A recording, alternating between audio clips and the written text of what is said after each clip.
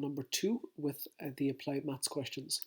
So this is 6b from 2017. The ball rolls from P to Q and falls off. The angle between the vertical and P is alpha. The angle between the vertical and Q is theta. I'm taking the line through the center that's horizontal as the position where the potential energy is equal to 0, just like the marking scheme. So the two things we use here in a circular motion question are conservation of energy and the centripetal force. I start with the conservation of energy, and I say the kinetic and the potential energy at P equals the kinetic and potential energies at Q. At P there's no kinetic energy because it's left rolled from that point.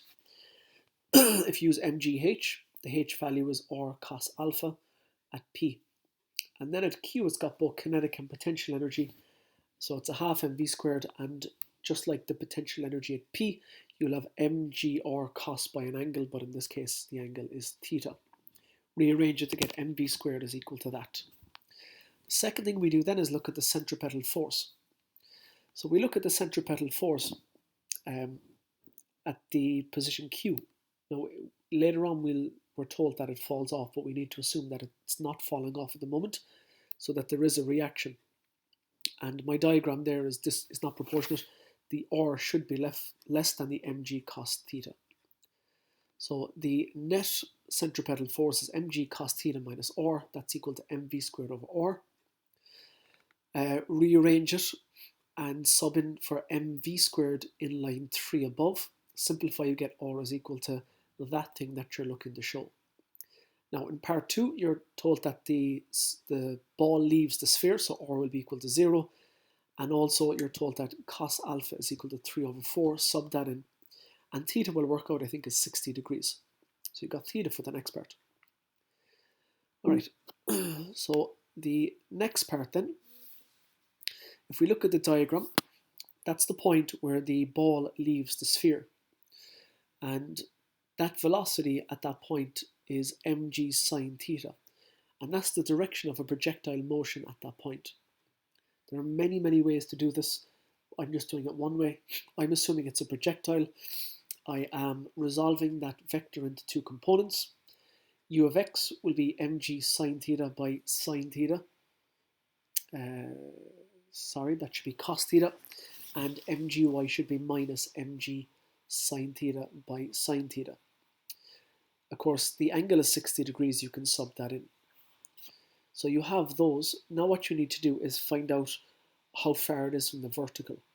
So you're told just below the horizontal box thing that root 3r is the distance it is from the vertical, and we're looking for how far it is below the midline height. So if it's root 3r from the vertical, what we need to find out is how far it's from the vertical at the point of projection or when it falls off the sphere. So I've got a little triangle in my diagram, and r sine theta is how far horizontally it is when it leaves the sphere. So that really is r sine theta from the vertical, and that distance to the right of the vertical is where I'm going to consider the 0 position to be in terms of the projectile. So what we need to do is find the time taken for the particle to travel root 3r minus that distance, minus r sine theta. And then what we'll do with that time, we'll fill that time into s of y and see how far the particle drops in that time. Once you have that s of y, subtract the s of y from the height y denoted in the triangle above in the diagram. That's all I'm doing. If that's not clear, let me know and I'll do it out with you online in person. Okay, the second question then is 2019 question 5b, also a circular motion question, but it's a little bit more complicated in that there are 3 stages. The first one is you have the particle P falls and hits Q, so you have to use the potential energy of P at its highest point equals the kinetic energy of P at its lowest point, and that gives you a speed of u squared is equal to 2ag into 1 minus cos alpha. So that's the speed that P will hit Q with. The next thing you need to do is take account of the collision. So you'd use the principle of conservation of momentum and Newton's elastic law, and the speed of Q after that collision is little q in that case, is 9/8 of u, where u is the u value that we calculated in part A. So it's 9/8 of the square root of 2ag and then in brackets 1 minus cos alpha, close brackets.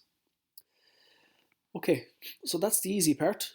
Particle falls, collision takes place. The next part then is the q, is after being struck by P, starts to rise up, but it travels along a circular path because it's connected to a string. So while energy methods will be used, and you can see that there, the kinetic energy at the bottom will equal the kinetic and the potential energy at the top position for Q. Because it's travelling along a circular path caused by the fact that there's tension in the string, which is a centripetal force, we need to apply mv squared of r equals that centripetal force as well. Okay, so let's do the energy first.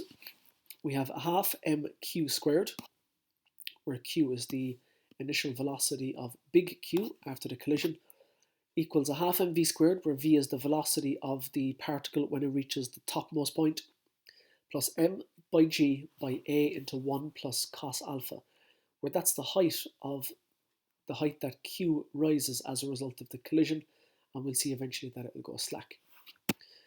Okay, so instead of Q squared, if we fill in 9/8 u, that should actually be to be square there, is equal to half mv squared, and what we plus the other thing, the mv squared. What we need to do is have a look at the centripetal force. So I've got a diagram there. Beneath centripetal force at B, there's the particle on the string. Its weight acts down. There's a tension in towards the center of the circle of motion, and I've resolved the weight into two components, mg sine alpha and mg cos alpha. So it's the T plus the mg cos alpha is equal to the centripetal force. But because we're told that the string goes slack, T equals 0, and we just get mv squared over the radius, which is A, is equal to mg cos alpha. Multiply across by the A, and mv squared is equal to mga cos alpha.